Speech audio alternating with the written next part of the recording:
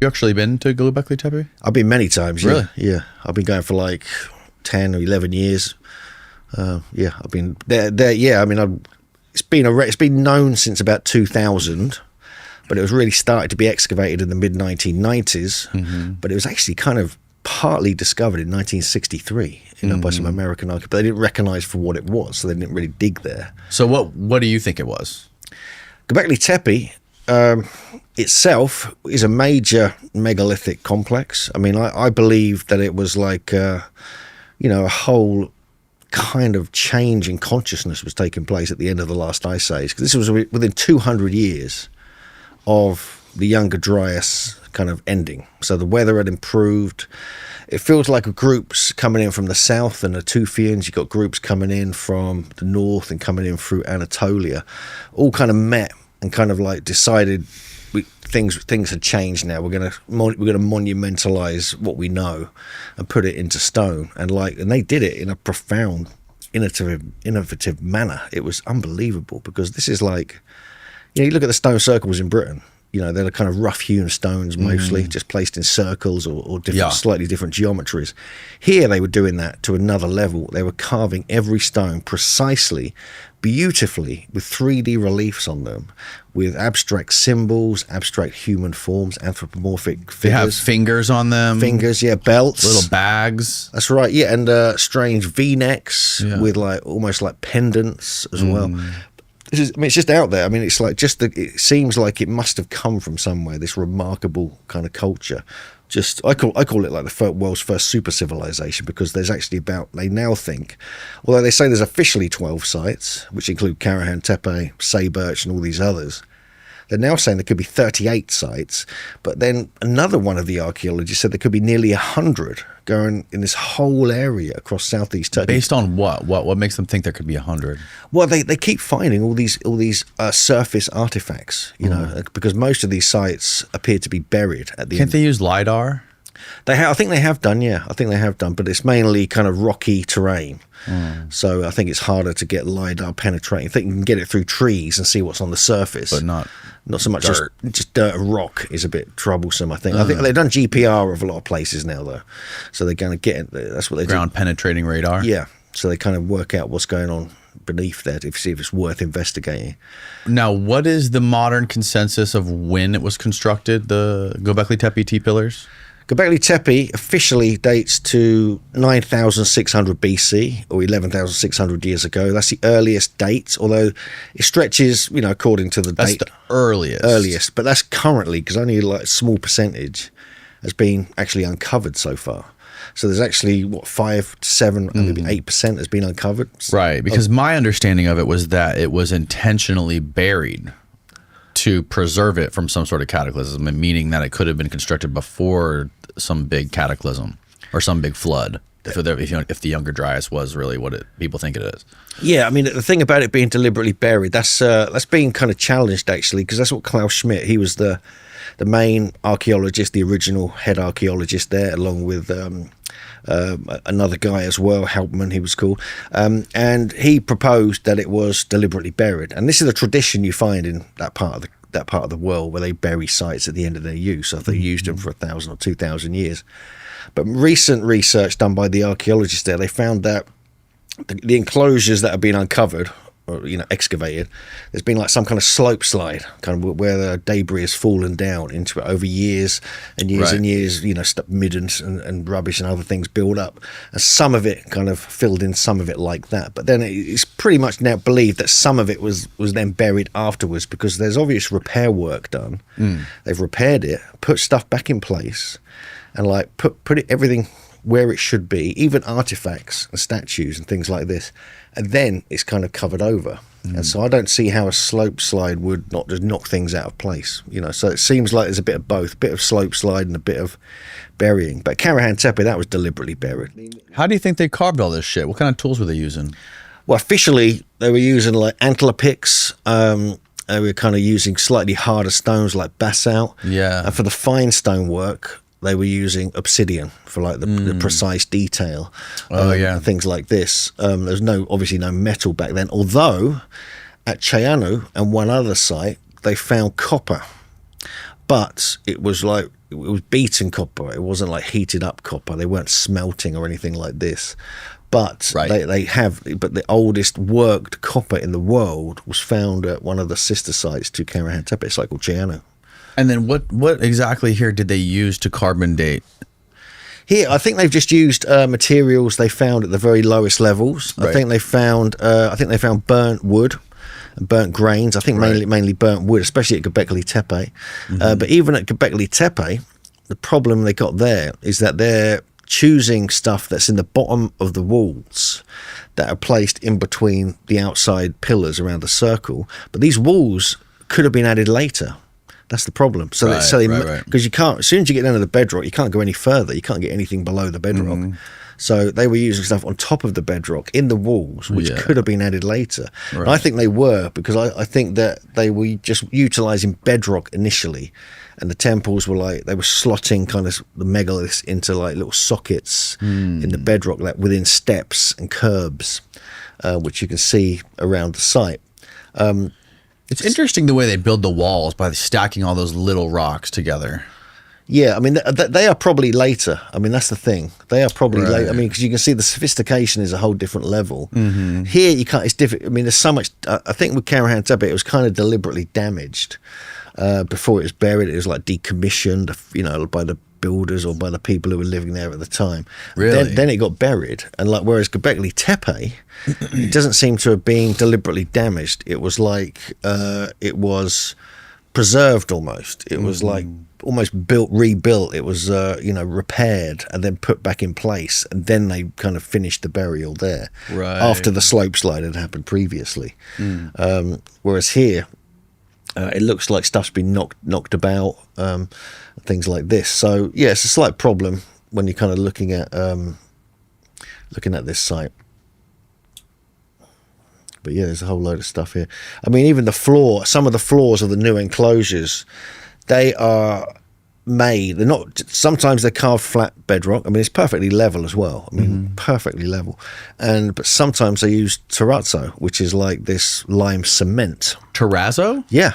And so they were actually, Really? because officially the Romans only used, the first people invented it officially. Yeah. But they found it in use in abundance here. I mean, serious abundance. I mean, hundreds of square meters of terrazzo is being used. And so what that means is they were heating up limestone up to 850 degrees somehow.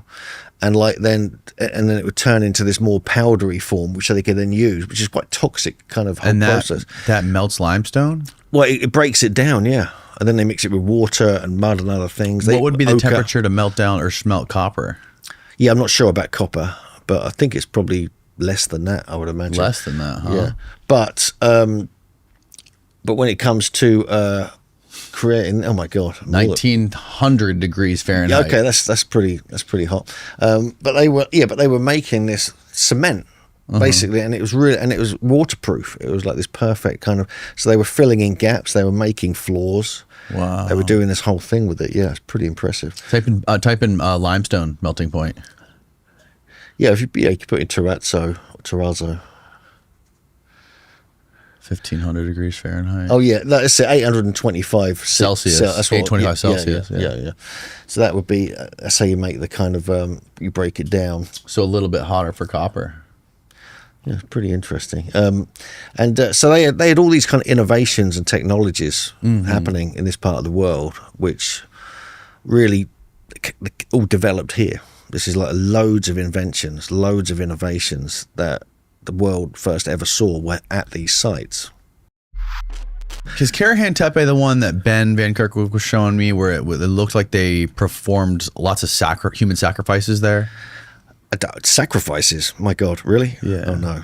No? I don't know. I'm not sure. He was showing me a place in Turkey because he recently went to Turkey and he was saying Yeah, my audio sounds really weird. Do you hear that, Steve? Is it just me? It's just your sexy voice, man. It's just in my head, huh? All right. Well, here we've got Karahan Tepe. Yeah, these are the. This is Karahan Tepe. Okay, he was showing me one site in Turkey, maybe that one down below, On the bottom, yeah, right there. Yeah. That looked like there was a place where they would cut people's heads off and the blood would like flow through like a little... Yeah, you got a channel, actually, yeah. A channel, yeah, for blood. Next to the one on the left there, next to what's called the Pillar Shrine or Structure AB, where you've got like, you know, these... It's carved out of bedrock, that, by the way, completely carved out of bedrock. Yeah, and apart from only one of them is a freestanding pillar. The rest of these phallic-shaped pillars are carved from bedrock. But there's a channel leading into it. So some people have suggested it's either for water, it's for sacrifice. I mean, they found there's a site called Cheanu, which is near Diyarbakir, which is further north. It dates to around 8,400 BC, where they think they've actually found human hemoglobin and animal blood, you know, particles on top of this slab, which looks like a sacrificial slab. Right. So some people are saying that's what Ben was showing me. It could be for that. Some people are saying it's going on here as well, but there's no real evidence of exactly what they were doing. But you never know. It could have been some weird, dark stuff they were up to, for sure. But there's certainly something special going on, especially because it's so old. I mean, this is like 6,000 or 7,000 years before Stonehenge. You know, like it's old. It's that age difference with the pyramids as well, and yet the Stonehenge was supposedly when earliest phase officially around 2,500 to 3,000 BC.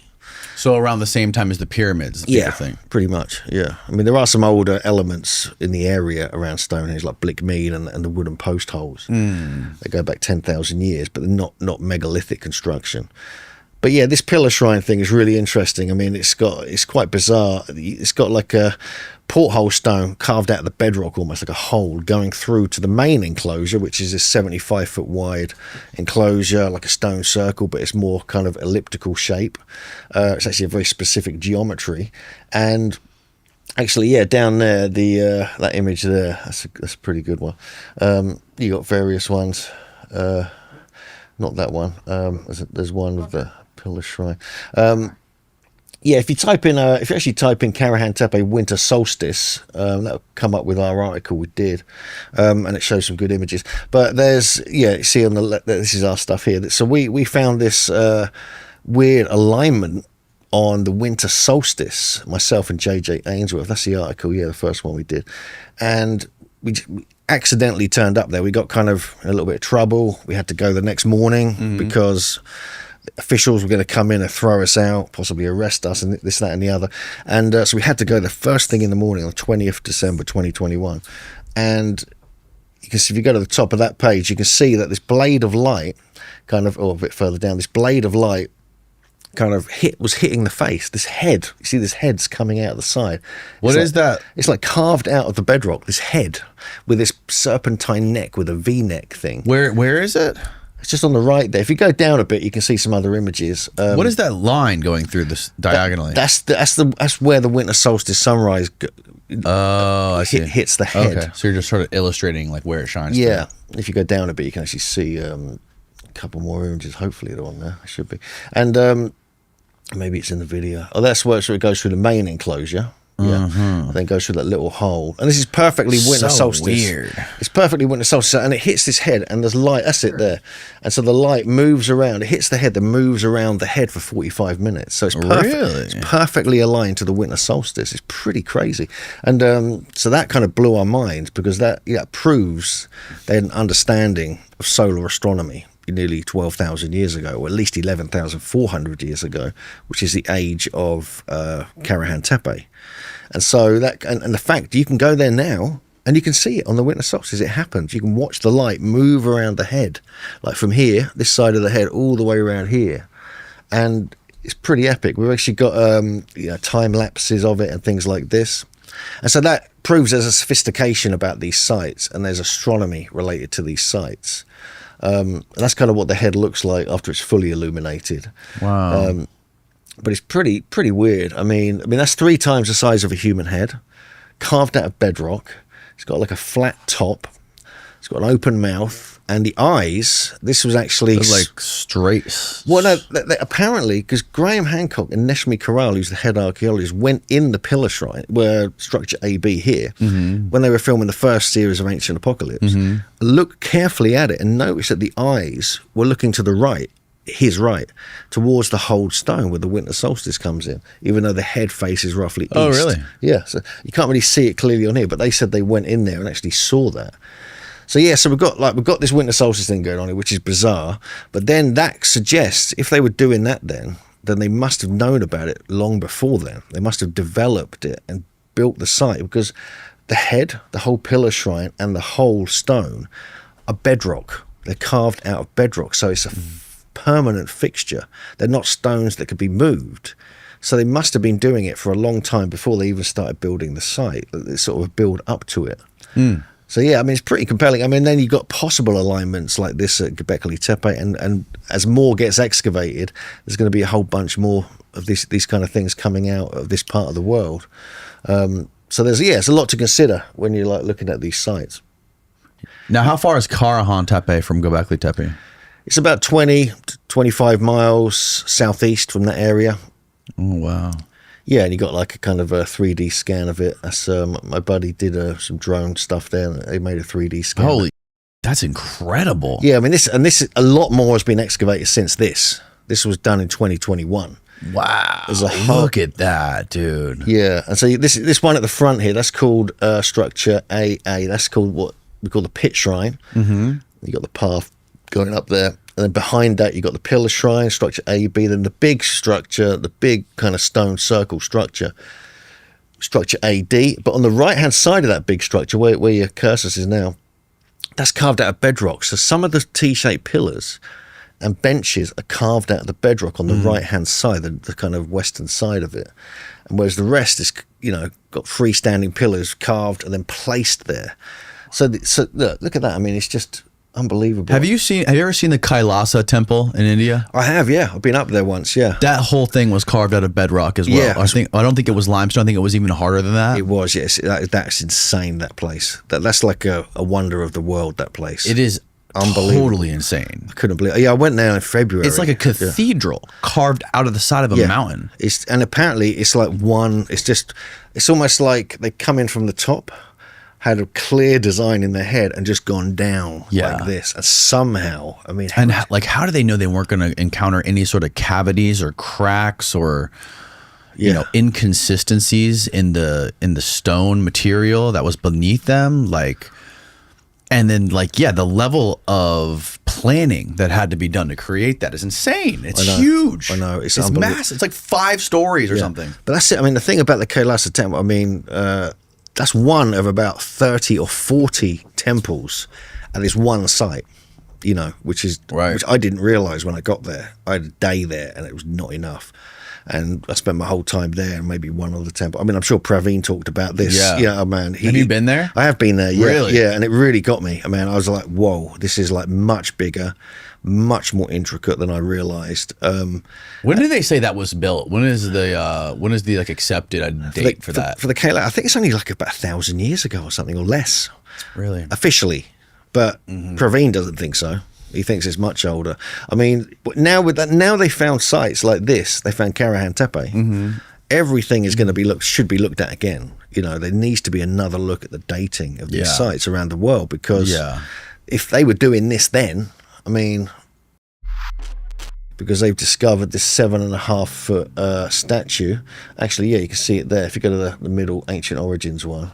I think that's my article, and that they found this 7.5 foot statue is sitting down kind of on the bench. This is the Karahan Tepe, the one on the right there, and he's holding his phallus, whatever you want to call it. Yeah. And he's clearly got this kind of emaciation thing going on with the kind of neck. You see the V thing on his neck and the ribs. Yeah. And so he's also got a weird beard. He's got almost like one of them fake Egyptian beards. Yeah. And his haircut is almost like a mullet going down the back, but shaved above the ears. And we've seen other Mohican type haircuts carved in stone there as well. I mean, which is pretty bizarre. And next, do we know this was carved around the same time? Yeah, I mean, they think it was pretty much the same time. They're actually saying it might be a fraction younger, a few hundred years younger. Right. But we're not so sure. And also there was like a vulture statue was found there. and giant T-shaped pillars, again, all mainly broken. I mean, again, even this statue was broken in like 3 parts. Right. Yeah, you see that. You see this deliberate kind of breakage. I mean, and some of the other human statues they found previously, again, they're broken. So it's kind of, is it a sort of ceremonial breaking of the statues? This is what some people have suggested. So yeah, I think there's a lot more to this culture. Or it could be competing cultures or tribes coming to destroy them. Similar to what happened with the Kailasa temple. Yeah. Yeah, well, they tried to destroy that and failed pretty miserably. Yeah. They did a pretty good job destroying some of the stuff in there. Yeah, I mean, a lot of the Indian stuff was pretty. A lot of the famous Indian sites were ravaged. Yeah. By the Middle Eastern cultures, the Islam.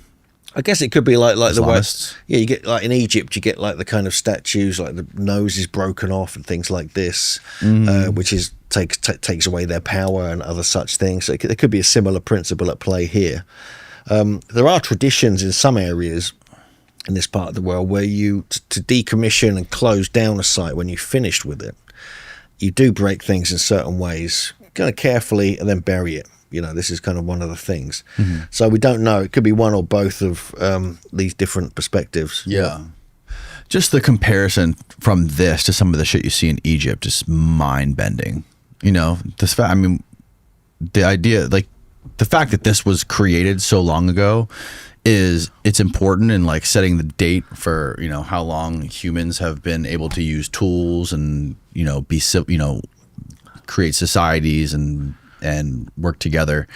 But just comparing this to some of the statues that we have in the Luxor and some of those places that are in Egypt with those perfectly symmetrical granite statues of those pharaohs is just mind-bending, man. Yeah, that kind of thing's a whole different level. It's almost like computer design technology. Yeah. I mean, it's pretty. I mean, I'm a big fan of Chris Dunn and what he's done in the past. I mean, it's just blown my mind. He's all these different ideas, but his thing about the precision and the symmetry kind of gets me, because it's just the symmetry is really hard to duplicate. It's hard to ignore when it's that good, that precise. But there's a lot of elements here of extremely sophisticated geometry within some of the sites. I mean, not necessarily the symmetry within statues, but the layout of the sites are very specific geometries. I mean, I don't know if you'll be able to find it on here. How so? Well, I don't know, maybe if you type in Göbekli Tepe, you might have to go to one of my videos, actually, I think. I'm not sure. Karahan Tepe or Göbekli Tepe geometry. See what comes up. I don't know if any of my images will come up. So you've got some geometry work that's been done by some archaeologists, but there's other stuff that I've done myself, which none of these ones, unfortunately. Oh, look at that. No, that's not. Don't go there. That's not. Is that fake news? That's what I'm looking at. I'm not looking at that. No, you might have to go to one of my. If you go to maybe go to the Megalithomania, you'll be able to find it there. Megalithomania YouTube or something. Okay. But there, so you got this in Britain. You've got these stone circles. You've got 1,000 stone circles being reported across the whole country, going into France, other places as well. Yeah. And the YouTube channel, go to the home and then go to the YouTube channel. That's it.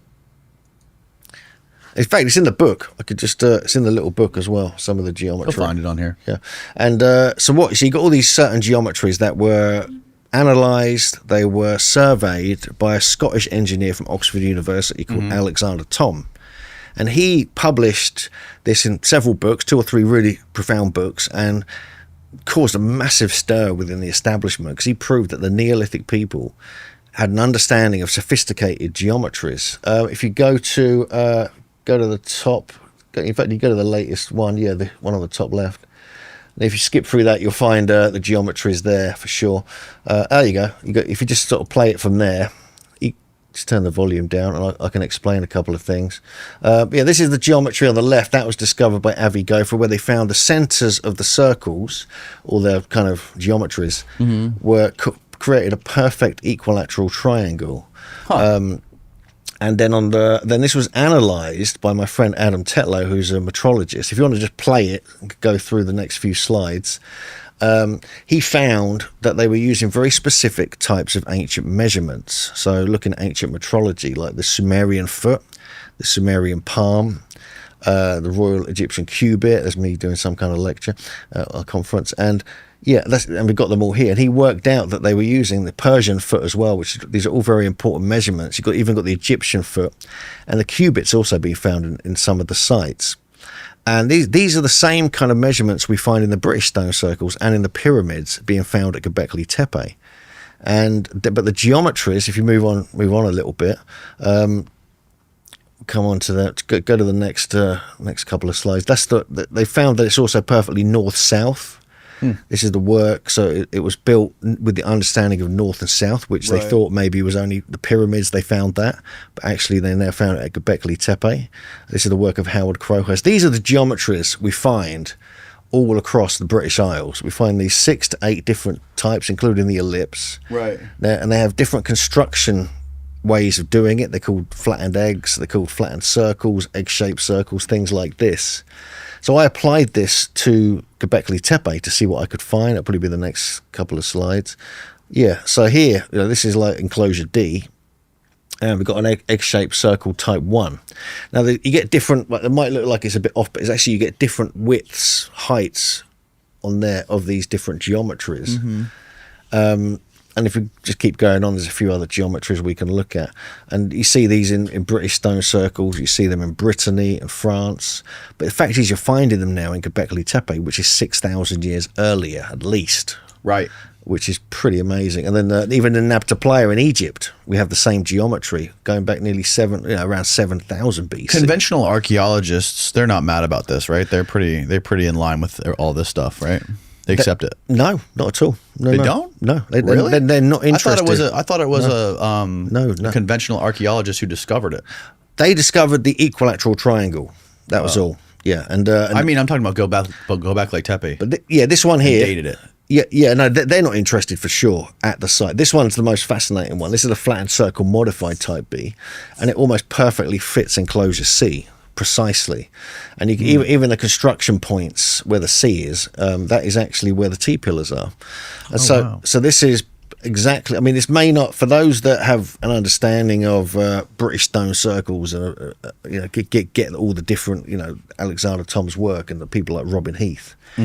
This is pretty compelling because this was supposed to only have occurred in Britain, like 4,000 years ago at the most, or 5,000 years ago perhaps. But here it was happening nearly 12,000 years ago. So what is going on? Did these influence the British stone circle builders with their ideas, their different geometries, their different kind of principles? In Göbekli Tepe, in enclosure D, something was published in the mid-2000s, and it was by Pablo de Bertolis of Trieste University. And he basically did some acoustic research inside enclosure D, which has this very interesting geometry. It's kind of elliptical, but it's also got this very special geometry we looked at. And he also did, while he was there, and this is when Klaus Schmidt was the head archaeologist, they found within it a spiraling magnetic anomaly coming up out of the ground in between the two central T-pillars, and he freaked out. So he went around all the different angles and got the same thing from all the different angles to prove his point. Wow. And so they were building on top of a magnetic anomaly, which we know can affect consciousness. We know. So so the reason they chose the odd, it's really kind of bizarre location when you look at like middle of nowhere up on these kind of hills, in these stony hills. It makes you question what they must have recognized some kind of special quality about it to choose that site. But also, if you know the work of John Burke, who wrote Seed of Knowledge, Stone of Plenty, he did a whole book, basically like 10 or 15 years of research, going around to other ancient sites with magnetometers, picking, working out where the magnetism was the strongest. There was anomalies, and he eventually concluded that these were the places where the ancient people would place their seeds and grains, and that this magnetism and telluric currents would charge it up.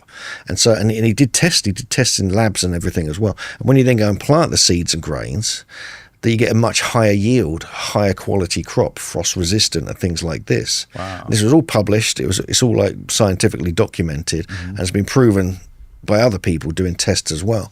So many of these sites, these ancient sites, even the pyramids, what they were doing, they were creating, like, as you mentioned, this fertilizing kind of energy to enhance their agriculture. Right. And if you go back to Göbekli Tepe, right, so this was 9,600 BC, they were doing that here.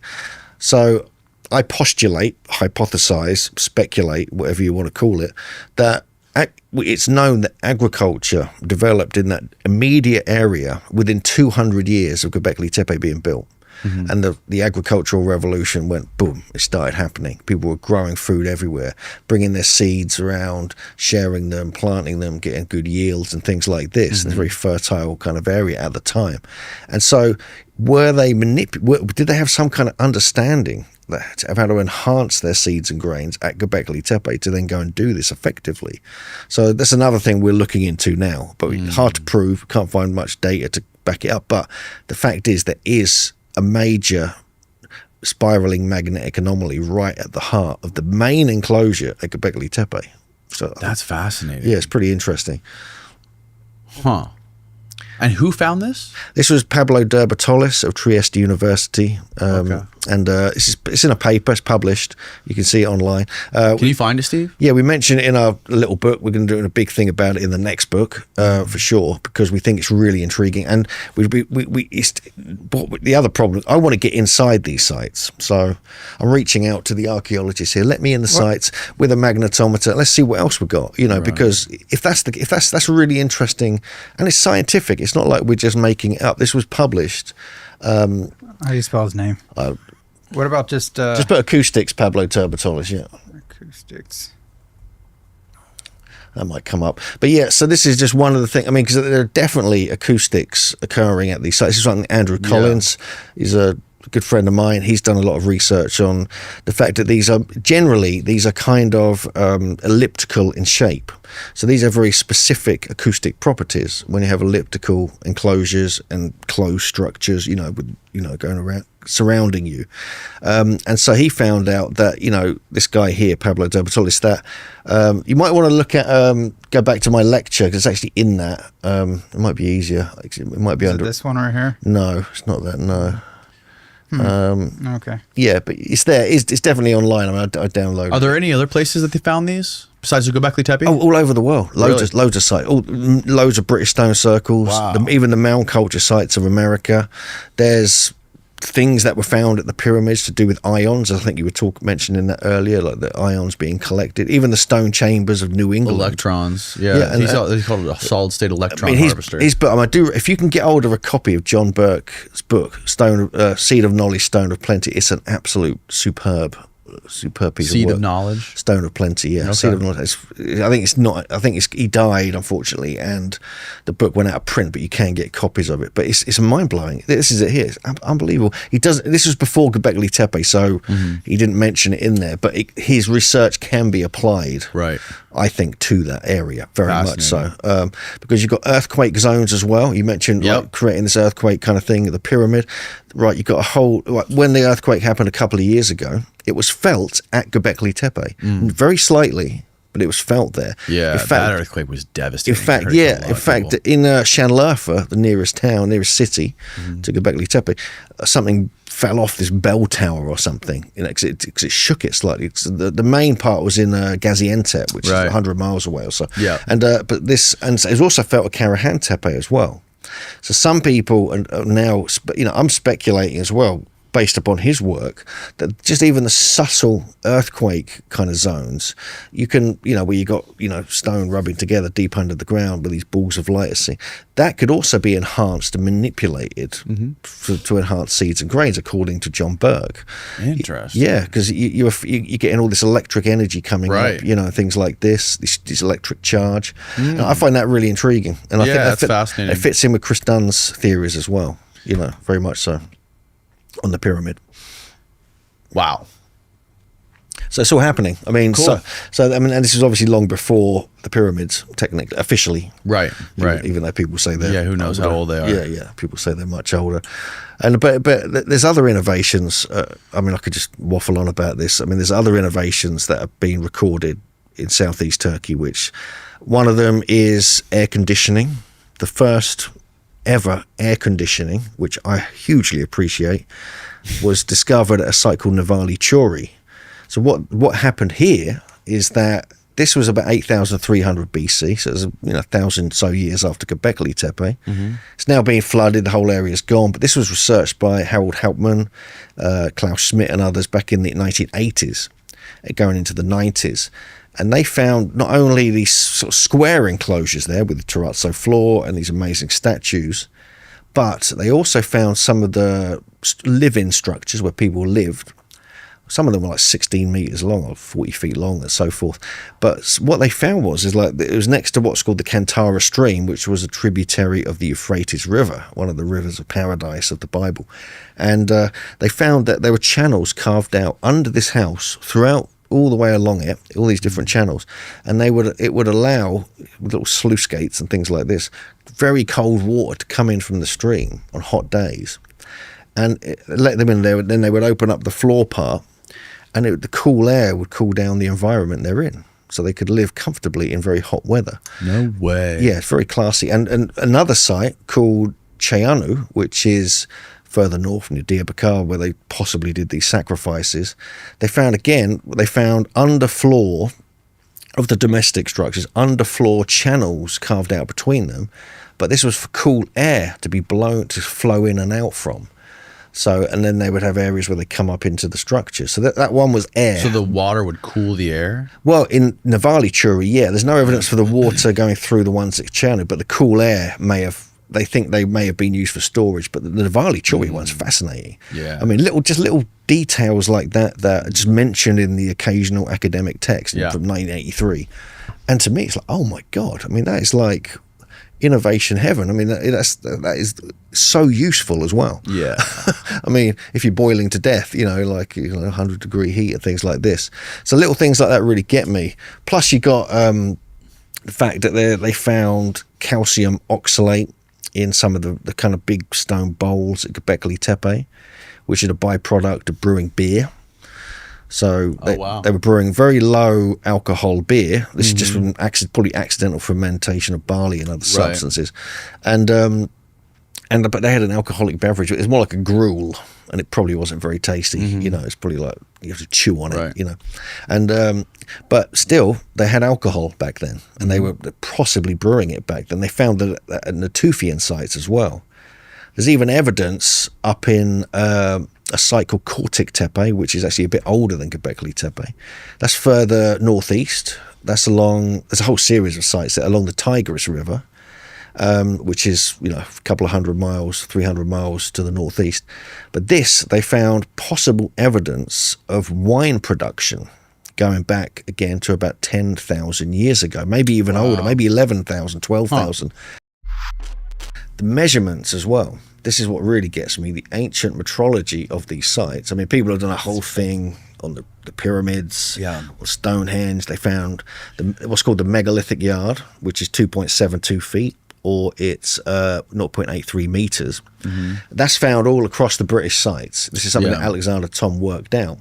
But there's actually an old canon of measurements, which are in the next few slides, where there's actually multiple different measurements that you can get. Here we have some of my crazy. Holy smokes. Yeah, this is what I put together. I managed to work out the measurements of Göbekli Tepe. So this is like a work in progress, so I'm still working on this. Yeah. But what we found is like if you find whole number measurements of different ancient measurement systems, they were probably using them. It's highly likely they were using them or something close to them. And now when you're looking at ancient sites and trying to understand the nature of, what measurements they were using, you're not always looking for one single measurement. People think, they only use one measurement. I mean, there's archaeologists at Stonehenge who claim there's only one measurement they use, but it's not how it worked. People like John Michel and John Neal, who are kind of my mentors for many years, who proved that there was a system of different lengths of the foot. There's probably a slide on it in a minute on here as well. Different lengths of the foot. So you got the British foot, then you got like the Persian foot, you've got the Sumerian foot, you've got the Assyrian foot, you've got the Saxon foot, you've got all these different foot lengths, probably 12, 15 of them, but they're all perfect fractions, harmonics away from the British foot, going a bit longer or a bit shorter. And so what this and how are they related to like the royal cubits and all that stuff the Romans were using? It all fits in. I mean, you can see on here, look, you see the royal cubit is the diagonal of a square, and if you put a double square together, you got the megalithic yard is the diagonal of two squares, things like this, and then the remen is one length of it. So everything fits in a really profound, weird manner. And so what we realised, and what John Michell and John Neal realised, is that you're not looking for one measurement. You're looking for a canon of measurements, maybe 12, 15 different measurements, but they all relate to each other by perfect harmonies. So it's almost like music. And so you often find in ancient sites, if you look carefully, 4 or 5 different measurements, because they wanted to apply the principles. It's almost like the languages or like the accents of that culture who was involved in building it. So it gets complicated, but really this was the elites were doing this, that the commoners weren't doing this. You didn't get the people, just the people hanging around, the tribes doing the work. There was elite people who had these understandings. And what gets even weirder is that most of these measurements are derived from the size of the earth.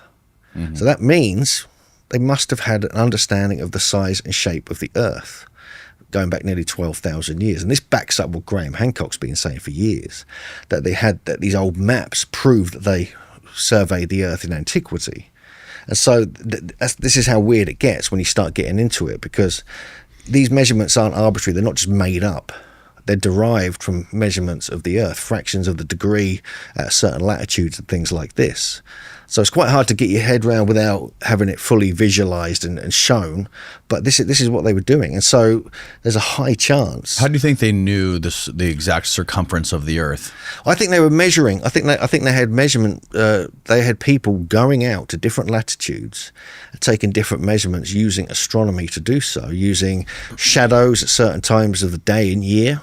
And then, marking that at different latitudes, and then you could work out the angles of the shadows and things like this. It was known they were doing that in ancient Egypt. This has been documented. So it's highly likely they were doing that here. And also, if you look into like things like the Book of Enoch, this remarkable, very weird book that used to be part of the whole kind of Old Testament. It talks about him being taken by the watchers or the angels to different latitudes where there was very different weather and different environments, and taking cords and going to measure. And this is going back into deep antiquity, the era they were talking about here. So it's even referenced in some of the old texts, some of the old sort of sacred texts. Who did they say was being taken? Enoch, one of the biblical line of Noah and all this kind of stuff. And so this is pretty strange. I mean, that can't be proven, obviously, but the fact that the evidence is there with the measurements that are being found at these sites, so they must have had some understanding. Now, they could have guessed it, but that's highly unlikely. But what it seems is like there was some very advanced group of people, possibly a large group of people who were travelers as well. They weren't just located at Göbekli Tepe. They were going to different places. Yeah. They were taking measurements. For example, Stonehenge, they found these post holes where giant pine totem pole type objects would be placed in. They could have been up to 30 feet tall because they were like 3 feet wide, several feet deep. They're dated to 10,000 years old. And so this is weird. I mean, because Stonehenge wasn't built until 5,000 years after that, at least. So why were they marking the position of Stonehenge with these giant timber posts then, back in 10,000 years ago? It's quite weird. So I've got the impression, there we go, this is actually the post holes what they would have looked like. Which image? And these are I think pretty much all the top ones there, and there's a reconstruction there as well. Oh, these circle things? Yeah, but they were originally, I mean, for a while, they were blobs of paint in the car park. That's all they were, because they're gone. They're just remnants of bits of charcoal at the bottom of them and things like this. But these go back 10,000 years. So these are really intriguing, because it's almost like someone had gone out to different parts of the world and marked specific latitudes for measurements. And the thing about Stonehenge, it's a very important latitude when you start, if you want to understand astronomy and surveying, because it's at roughly 51 degrees, whereas Göbekli Tepe is 38 degrees north. But that latitude, what you have there is so between 51 and 52 degrees north, that measurement, if you actually measure it from 51 to 52, that is the mean polar circumference degree. So if you were to have a perfect circle, that's what that length would be of each degree, if you know what I mean. So it's a mean of the circle at that latitude, and similar things happen down at 38 degrees as well, to do with different elements of surveying. So it gets a bit intense, you know. Yeah. But we're going to write all this out in our next book and kind of explain it in detail with graphics, because it's quite hard to kind of get your head around. And we're still working on it. We're still trying to work out, you know, how they could have measured the Earth nearly 12,000 years ago. Because if you think about it as well, if there was some kind of if there was this Younger Dryas, which is looking very likely there was, impact event, chaos, things, everything got destroyed, whatever there was, the Ice Age was there for a while, this, that, and the other. Are they going to want to like have another, you know, these very elite, very smart people, there's probably survivors doing their thing, they're going to want to like remap the Earth, you know, really. They're going to want to work out where they are, because things have changed a bit. Flooding's happened, land masses have changed, the ice has shifted things around. Yeah. And so to me, there's a good case for that. I mean, it sounds we're going a bit far out here, but actually I think there's something to that for sure. What is the current plan with Gobekli Tepe? They plan to keep digging down to try to find more? And what is plans, if any, to excavate more of these mounds where they found Gobekli Tepe? Sure. Okay. Yeah, we'll start at Göbekli Tepe. Yeah. So there's been a big drama going on about that. People are claiming it's, this is Jimmy Corsetti. He's been talking about this. There's saying they've halted excavations there. Now, so they've certainly slowed down since the whole time, for sure. But I've been there. I go there twice a year. We do take groups out there and stuff, and they're constantly doing things. There's always stuff happening. They're always cleaning up, sorting things out. The issue with Göbekli Tepe is that it's buried so deep. Right. It's a huge amount, like 30 feet of rubble and stone and dirt they've got to carefully move out of the way of each stone. So I can understand why it's a bit slow. It makes sense, because they've got to do it carefully. If they do one little bit of damage, they're in trouble. And so then they have to get down to the bedrock, they have to clean it all up, they have to preserve things, fix things, glue things back together in some cases. How much deeper do you think it is? Well, I think they've reached the bedrock in the main the area they're excavating in the southeast. So it's not deeper. But there's like 90% of it has barely been touched, which could be just as deep. So a huge amount of work needs to be done. Wow. But they are working on it. They found some new carvings in enclosure B. They found this last year. This had a whole load of dirt just above the head of that bore. Wow. For decades. Yeah, for decades. They only just found this because they just cleared away some dirt. Wow. And so that really kind of gets me. Cool. And so they are working away slowly. A new bit of information has just come out from the head of the whole kind of Tastepala kind of cult people that are organising it, and they're saying that they are now going to remove some trees, because some trees have been planted up there controversially by the landowners, which was done partly to it gives them more value on their own property, but they're going to remove some trees and start excavating new areas. This is actually being announced, but I don't know if it's been publicly announced, but we saw the Turkish announcement of it. So more is going to start to be done for sure, and I think they're being kind of pressured into it a little bit from the general public, because of Jimmy's been pushing that they're not doing enough. In a way, they're not. They really could do a lot more. I mean, I really want to see the whole place excavated, but they're saying they're not going to do it. They're going to leave it for future generations. Wow. But luckily, Karahan Tepe, they're going for it. It's like, they're blasting through it. Good. They're not messing around. They got like loads of people up there working on it for like half the year, pretty much. I think they extended the dig all the way into up until November. Removed it? Yeah, they put it in the museum. Yeah, Oh shit! yeah. I think they kind of had to really keep it safe because they're excavating all around it. They don't want to. Look at the toucan. You see that little toucan? Oh, there's all sorts in that museum. It's crazy. Oh yeah, that's supposed to be a vulture. Oh, a vulture From Karahan Tepe. That was one of the new That discoveries. makes more sense. That's about 2.5 feet tall, and but yeah. So now they're working on Karahan Tepe, which is insane, amazing place, and they're also now working. Oh, focused on that part, yeah. And These guys got short little stubby chodes. I wonder what that's about.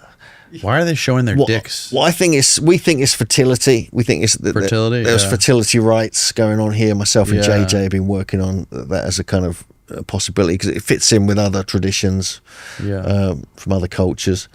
Are you familiar with Mark John Allegro? Yes, I am. Yeah. The sacred mushroom and the cross. Yeah. Yeah. I'm aware of his work very much. So yeah, I've read all that. Pretty wild. Yeah, I mean that He fits thinks in. Jesus Christ was a psychedelic mushroom. Yeah, I mean this fits in. This weirdly fits in with a lot of this kind of era stuff, in my opinion. That a lot of the symbolism and mythologies come from that kind of psychedelic kind of inspirations.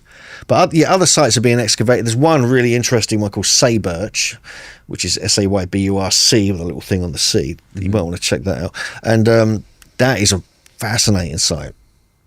Yeah, and you can see like any of the images there. I've probably got one of mine up there somewhere. And this is a whole thing going on. This is like the second part of the excavation. So they're probably getting ready to build a neighborhood here or something like that. And the archaeologists had to come out and survey it, and they found this. Well, the thing about this is that most of the site is buried under a village. They've actually demolished one of the houses. Wow. Yeah, if you go on the one on the left there, you see that's like indoors. On the left, not that bit, on the panel there with a 3D. Again, he's holding his phallus as well. Right. And Click on them. yeah, click on one of them, and so that you can see that's under a structure, that's under a house, but that house has been removed now. This is all open. You know, we went there recently, and they've removed the entire house from That was it. like some sort of like wild beast attacking somebody. On the left, you got a auroch. You got a guy jumping, holding something in his hand. Then you got two leopards. Oh, look at the leopard eating the guy or getting ready to Yeah, trying to go for the guy. go for the guy who's having a wank. Yeah, pretty much. Yeah, that's a polite way of putting it. Yeah. But this is like full of symbolism. The archaeologists claim this is what's called a narrative scene, where there's a different process of like kind of teaching almost going on here. I think it's astronomical. I think it's like, you know, Taurus, you got Orion the hunter, you got leopards, which could be Leo, and things like this. Yeah. There's a lot of this kind of symbolism seems to match what's, you know, constellations and other such things.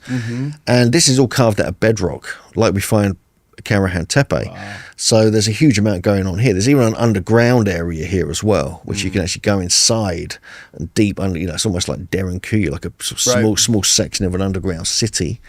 And they found all sorts of things here. So this is completely carved out of bedrock, this whole thing. It's wild. It's incredible. And they're going to hopefully excavate the whole thing over the next couple of years. There's more sites. There's other sites like Yandel Hoyak, which is going to be proved to be bigger than Göbekli Tepe. There's a site called Chakmak Tepe, which is older than Göbekli Tepe. All all these little sites are east of, pretty much, I think, just west of Göbekli Tepe and Şanlıurfa. And there's like 12 official Tas Tepe sites, but really there are probably 38 people are saying now.